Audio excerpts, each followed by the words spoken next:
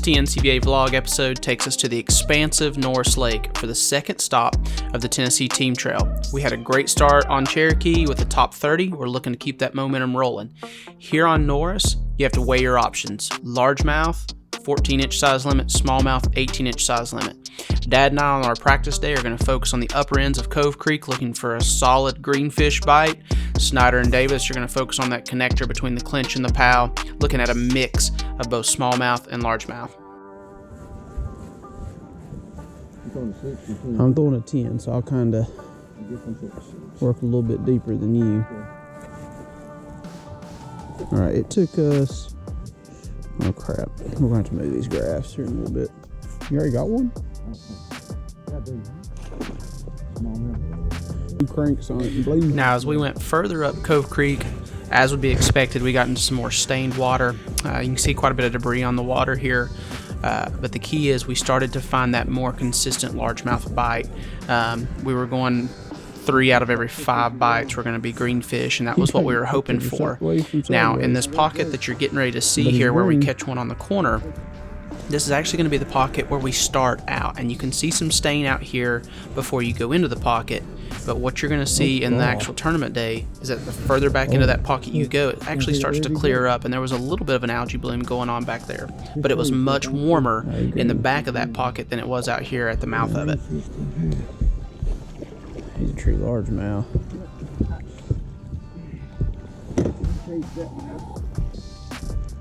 It's on your porch. You got one?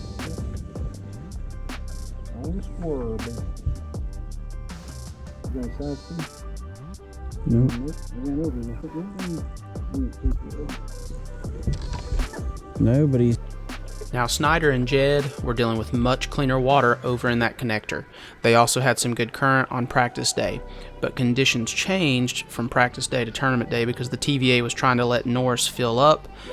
We had some major rains coming through, so that current slacked off majorly in the tournament. But in their practice day, they were getting bit on a jig and on that crawfish fly were their most consistent bites, and they had a decent day here in practice.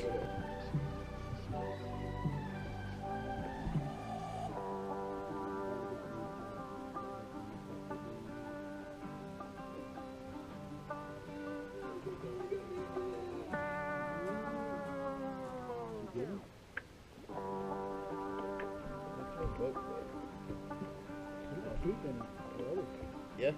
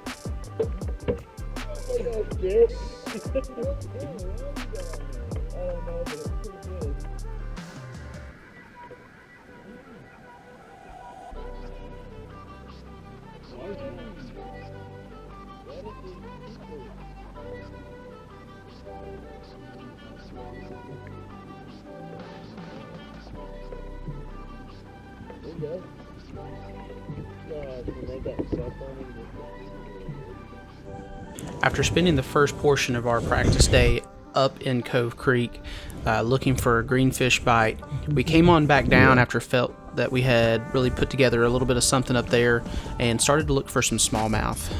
And one thing that we noticed about the smallmouth is they were still really roaming around these bait balls. We located some here in the middle of this pocket on the Panoptics, and we were able to get them to bite on a jerk bait. Tournament day, when we headed back down this way, they had completely vacated that area. Couldn't find the bait, couldn't find the fish that were out there hunting them. So we were never able to fire these fish back up. But again, those smallmouth are tough to get an 18-incher anyways. We have a good one here that was still, I think, 17 and a half, 17 and 3/4, and came up short. Okay. Calm down, buddy. Problem is, he don't keep. All right, you can see that ball of bait's down there on the bottom right now. It's moved back down. Okay.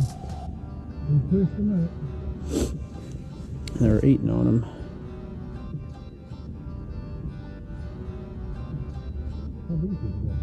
There's another ball of bait up high. Hopefully y'all can see that on the camera. Sitting out over 20-25 foot of water. You can lightly see my jerk bait. I just came through. There's my jerk bait there. Ball of bait there.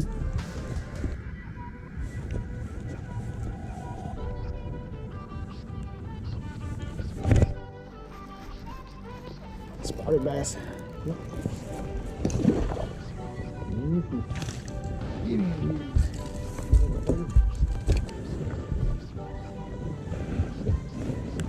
Got one? That was funny. I failed. I was wondering what happened.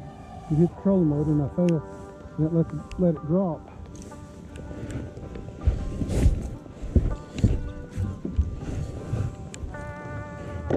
Possibly.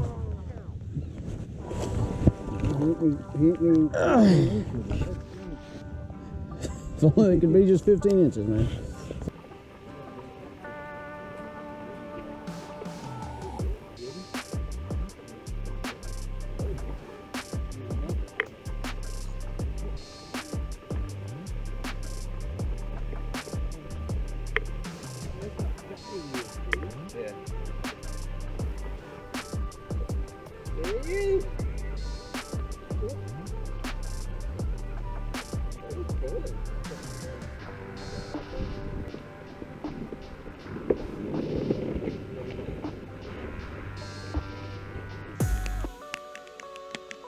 So the next day when the tournament begins, weather conditions are somewhat similar to what we had in practice the day before. The morning was actually a little bit warmer but still rainy. We made that long run up into Cove Creek to that pocket where we had caught a couple fish at the mouth of the pocket. But again, back in the pocket, it was actually clearer than it was right there at the mouth on that main part of the creek. And it was actually somewhere around 5 to 6 degrees warmer. Now we had started out throwing crankbaits, didn't get any bites. I changed up to a chartreuse and white chatterbait here to pick up our first fish. But actually in this video, we get the first keeper on video, we get the second keeper, missed the third one because I didn't get a chance to change out SD cards with all the rain. But all of our bites came in this pocket, and they all came on a chatterbait. So finding that little bit warmer water, these fish had pushed back into this pocket. Again, there's a feeder coming in here, but again, it was cleaner and warmer. Now, Jed and Snyder didn't find as much success as they had in practice here in that connector, and they actually later made their way up into Cove Creek because we had shared some information the night before, and they were able to pick up a keeper late in the day, but they really had to move away from that connector there, and I still think that had something to do with some of the current or the lack thereof, because they were pulling a lot more current the day before. And then on tournament day, they had shut down the dam. They weren't pulling any current. They were letting Norris start to fill up because we had a lot of rain coming in. But they were actually to catch a keeper smallmouth, an 18-inch keeper smallmouth, later on in the day.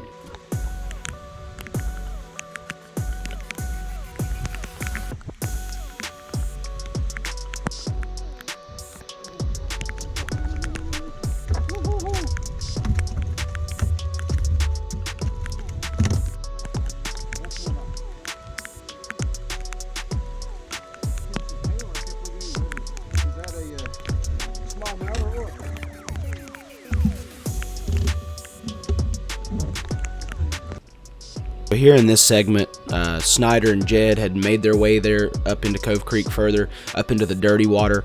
The lower half of Cove Creek was very clean, but they're here throwing a crankbait, get bit, but again they run into a smallmouth, and it's just tricky with those smallmouth trying to find an 18-incher. But after they crank for a little bit here in this dirty water, they move back down to the middle to lower end of Cove Creek into that clean water, which was a lot cooler. But Snyder loves to throw that crawfish fly, and again he works it, instead of tight lining it through the water column like you would a gulp minnow, he's going to allow it to settle, hop it back up off the bottom, let it settle again. But that fly is killer when that water temperature is in that upper 40s range, and this is where they pick up that keeper smallmouth to at least give them some points. And you can see here their excitement. It'd been a tough day, it was a tough tournament on everybody, so just to catch a keeper and get some points moving forward was a huge deal. We ended up with 3 fish on the day. They had this one keeper. Ultimately, it was points. That's what we were after, was points, and we ended up with points to help us wrap up this tournament and move on to the next one in a good position. I don't remember what day it was. This music is still